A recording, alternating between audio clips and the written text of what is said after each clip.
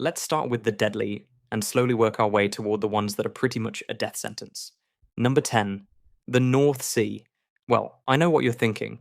The North Sea? Really? And yes, really. The North Sea looks perfectly fine from the shore. It is not. Fishermen here die on the job at a rate 15 times higher than the average worker, and it has been keeping that number remarkably consistent for several hundred years running.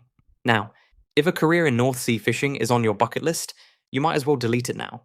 Not because the work isn't good or the pay isn't decent, even though both are true, but because the North Sea is only for people who have made a very specific kind of peace with the fact that their workplace is actively trying to kill them. Waves regularly hit 20 meters during winter storms. Winds go past hurricane strength. And the water is cold enough that if you go in without the right gear, you have minutes, not hours, before your body gives out. But let's talk about what actually makes the North Sea so deadly, starting with the dangers you run into the moment you leave the dock. You can be flipped over by a wave you never saw coming, knocked off the deck by a sudden storm, become a data point in a Coast Guard report, and the all-time classic, the weather that was perfectly fine 30 minutes ago turns deadly while you are still 10 miles from shore. Now, if you're lucky enough to make it through a full winter shift on a North Sea oil platform, well, you better get comfortable with the knowledge that the Piper Alpha disaster of 1988 killed 167 men in a single night on a platform not entirely unlike the one you are currently standing on. Just a fun thing to think about while you drink your morning coffee. But let's just say you are one of the lucky few who finish a full contract without incident.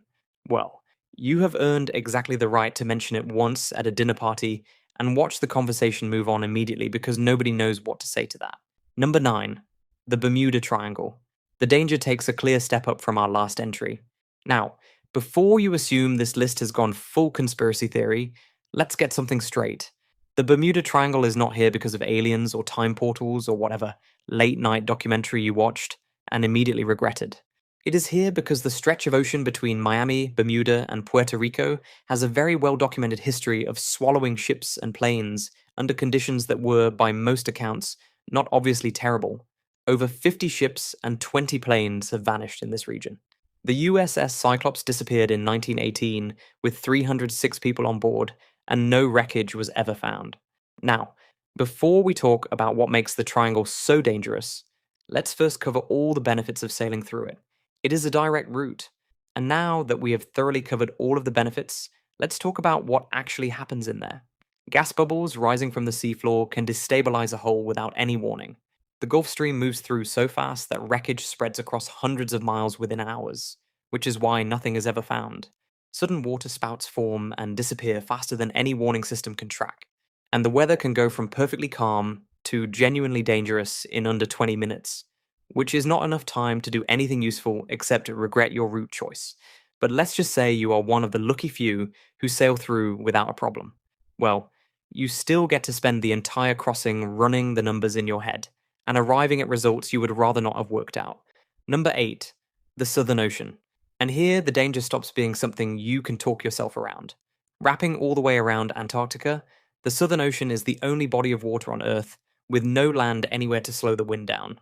And the wind does not need any help getting started.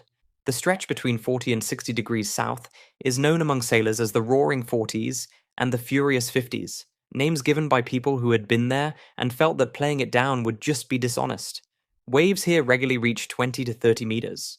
Icebergs the size of city blocks drift around with nothing on them that shows up on radar. And the water is cold enough that going overboard is not really a situation. It is more of a conclusion. You can be knocked flat by a wave you never saw, flipped end over end by seas coming from 3 directions at once, crushed against ice that appears on no map. And the all-time favorite, you are so far from any help, any rescue helicopter, any Coast Guard of any kind, that sending a distress signal is less a call for rescue and more a very detailed piece of paperwork about what happened to you. But let's just say you are one of the lucky few to cross the Southern Ocean on a proper expedition ship with a full crew and good weather planning. Well, you would still spend roughly 48 hours questioning every choice that brought you here, while the horizon tips at angles that horizons simply should not be able to reach. Number 7, the Java Sea. Now, the Java Sea sits between the Indonesian islands of Java, Borneo, and Sumatra, and on a map, it looks like a modest and perfectly manageable stretch of water. It is not. The Java Sea has one of the highest concentrations of boat traffic in the world, which means it also has one of the highest concentrations of maritime disasters. The MV Sinapati Nusantara went down here in 2006, killing over 400 people. The MV Tampamas, too, caught fire in 1981 and took another 580 with it. Now, before we get into what makes the Java Sea so deadly, let's cover all the benefits of crossing it by ferry. It is cheap. And now that we have covered all of the benefits, let's talk about the part where the sea is only about 46 meters deep on average. Shallow enough that storms kick up conditions far worse than open ocean would produce. And shallow enough that when boats go down, they go down fast and all the way. The ferries running here regularly carry more passengers than they are certified for. The maintenance on several of them is, in documented cases, more of a hope than a schedule. And storms move through fast enough that the gap between everything being fine and everything being unrecoverable is not a gap you can easily act in. But let's just say you are one of the lucky few who board a ferry that is not overcrowded, not falling apart, and not about to run into an unexpected storm. Well, you still get to spend the crossing watching the crew stare at the horizon with an expression that does not suggest everything is under control. Number 6. The South China Sea. The danger takes a massive jump from our last entry. The South China Sea covers 3.5 million square kilometers and sits at the crossroads of some of the worst weather, most complex shipping lanes, and most politically complicated waters on the planet all at once. Typhoons build here, grow here, and hit land here with winds pushing past 250 kilometers per hour in the worst systems. The seafloor is covered in reefs, rocks, and underwater ridges that have not all been properly mapped, especially around the Spratly and Paracel island chains, and the region sees over 100,000 ships pass through every single year, which makes the odds of a collision less of a remote possibility and more of a recurring news story. Now, before we talk about what makes the South China Sea specifically deadly, let's cover all the benefits of sailing through it. It is the most direct route between two oceans. And now that we have thoroughly covered all of the benefits, let's talk about what Typhoon Haiyan did when it tore through these waters in 2013, which was kill over 6,300 people in a single crossing. Typhoon season runs from May through November, but storms have been showing up outside those months more and more often.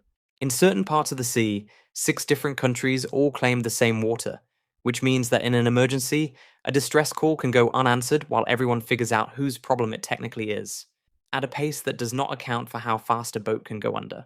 But let's just say you are one of the lucky few passing through during a calm stretch in a properly equipped vessel.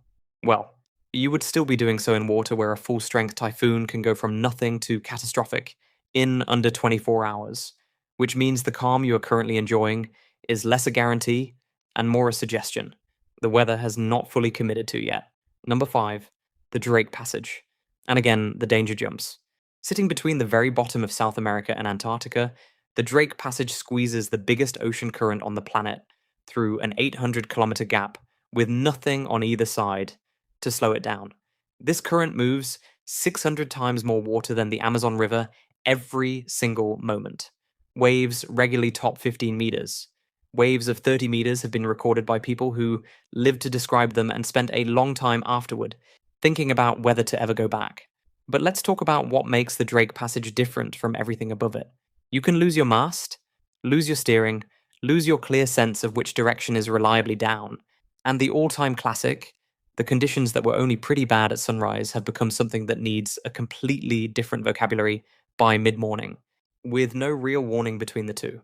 Now, if you're lucky enough to cross on a solid expedition ship with an experienced crew and good weather planning, well, you better get comfortable with about 48 hours of waves arriving from multiple directions at the same time, since the Drake does not send its waves in neat sets, but in overlapping chaotic patterns that no boat handles with anything close to comfort.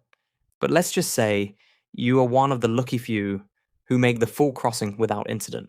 Well, you have earned exactly the right to describe it to people afterward, and watch their eyes go slightly blank as they try to picture it and quietly give up. Number 4, the Mozambique Channel. Now, at first glance, the Mozambique Channel looks like a regional stretch of water, 1,600 kilometers between Madagascar and mainland Africa, and even looks like the kind of place a reasonably equipped boat could handle without too much drama. But boy, would you be wrong. The channel combines tropical cyclones, strong and unpredictable currents, shallow reef systems, and active piracy into a single stretch of water that comes at you from multiple directions at once. Cyclone Idai moved through the region in 2019 and killed over 1,300 people across 3 countries. The currents run hard and unevenly along the coast of Mozambique, where dense reef systems have taken down boats that were running full electronic navigation equipment. But let's talk about what makes the Mozambique Channel specifically worse than everything above it. Unlike the Drake Passage, which makes its intentions clear the moment you enter it, the Mozambique Channel builds its danger slowly and quietly. On a calm day, it looks completely fine. The threat puts itself together piece by piece. A nearby cyclone, currents pushing against reef systems, heavy boat traffic near port entrances, until the combination of things that were each individually survivable becomes something that collectively is not. And the piracy risk, while lower than it was at its peak in the early 2000s, has not gone away. Boats moving through certain parts of the channel operate with security measures that acknowledge, without drama, that an armed boarding is still a real possibility. But let's just say you are one of the lucky few moving through during a quiet storm season in a solid boat with a good security team. Well, you would still be doing it in a channel where the next storm season is already building somewhere out in the Indian Ocean and has absolutely no idea you were there. Number 3, the Bering Sea. The Bering Sea sits between Alaska and Russia, covering 2.3 million square kilometers of freezing water that produces the worst conditions for commercial fishing anywhere on the planet, and does so on a regular enough basis that it has stopped surprising anyone who works there. Water temperatures run between -2 and 4 degrees Celsius. Storms roll in with very little warning, and the combination of ice, wave size, and wind chill means that if you go overboard in winter, you have under 2 minutes before your body stops working well enough to save itself. The FV Destination went down in February 2017 with 6 crew members on board. All 6 were lost. The investigation afterward described the conditions that night as bad but not unusual for the area, which is the Bering Sea's version of a shrug. Now, before we talk about what makes this sea worse than everything above it, let's cover all the benefits of crab fishing in the Bering Sea in February. The pay is good. And now that we have thoroughly covered all of the benefits, let's talk about the part where the best fishing seasons happen during the months when the water is most committed to killing you, which creates a situation where the people who need the money most are on the water, precisely when the water is least interested in letting them go home. You can be flipped over by a wave that dumps more water on the deck than any pump can clear fast enough, pinned down by ice that builds up on the ropes and railings until the boat sits so low that the next big wave is the last one. Carried so far from shore by the current that by the time a rescue team gets to where you were, you are no longer where you were. And the all-time favorite, the weather gap that looked workable when you left the dock, has shut completely by the time turning back would take longer than pushing through. But let's just say you are one of the lucky few who fish a full Bering Sea crab season and make it back to port with a full hold and a full crew. Well, you have earned exactly the right to sit quietly in a bar and say nothing about it at all, because anyone who needs it explained has never been anywhere near it, and anyone who has been there does not need the explanation. Number 2, the Arabian Sea. And here the danger reaches a level that makes everything above it feel like a warm-up. The Arabian Sea stretches across 3.9 million square kilometers between India, the Arabian Peninsula, and the Horn of Africa, and it manages to be one of the busiest and one of the most reliably dangerous stretches of water on Earth at the exact same time. 2 massive wind and rain systems drive its weather every year. During the worst months, waves hitting 6 to 8 meters are completely normal, with strong winds that do not let up for weeks at a stretch. Cyclone Gonu reached the highest storm category in 2007 and killed over 50 people, while causing $4.2 billion in damage across Oman and Iran. But the big storms are not even the main problem.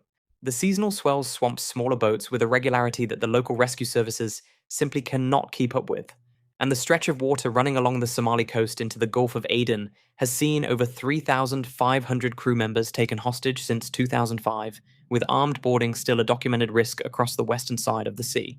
But let's talk about what makes the Arabian Sea worse than every entry above it. Your body figures out something is wrong before your instruments do. The waves change first, a long, deep, rolling motion that almost feels relaxing until you recognize it as the ocean getting itself ready for something. Then the wind shifts and picks up at the same time, which experienced sailors know means a change is coming and less experienced ones simply experience as the moment everything got suddenly different. Then the sky does something that does not have a comfortable name. And then you are no longer thinking about where you are headed. You're thinking about whether the boat under your feet is going to stay a boat. But let's just say you are one of the lucky few who crossed the Arabian Sea during a good weather window with proper support and a boat built for the conditions. Well, you would still be doing it in water, where the next big seasonal storm is already building somewhere over the Indian Ocean and has not given your travel plans a single thought. Number 1. The Timor Sea. Deep between the northern tip of Australia and the island of Timor sits the deadliest body of water on this entire list. And I know exactly what you're thinking. The Timor Sea? That is number 1? It is not the biggest. It is not the most famous. It does not carry the legendary weight of the Drake Passage or the name recognition of the Bermuda Triangle. But don't let the lack of fame fool you, because the Timor Sea kills people across more categories at the same time than any other sea on this list. Among boats attempting the crossing during the asylum seeker crisis between 2001 and 2014, more than 1 in every 27 people did not make it, and that number does not include the boats that vanished without leaving anyone behind to count. The fault line running along its southern edge makes the seafloor geologically active and capable of producing tsunamis with very little warning time. Tropical cyclones cross it fast with small forecast windows. Saltwater crocodiles work the shallow coastal edges. And the tidal currents push against shallow reef systems in a way that makes the sea behave completely differently in the afternoon than it did in the morning. This is probably where I would turn around, not after a long think, not dramatically, but immediately, and without needing any more information from the sea about what it has planned. From the moment any boat that is not in perfect condition enters the Timor Sea, the sea begins its assessment. The currents push against the hull sideways first, forcing constant correction and burning through fuel at a rate no trip plan honestly accounts for.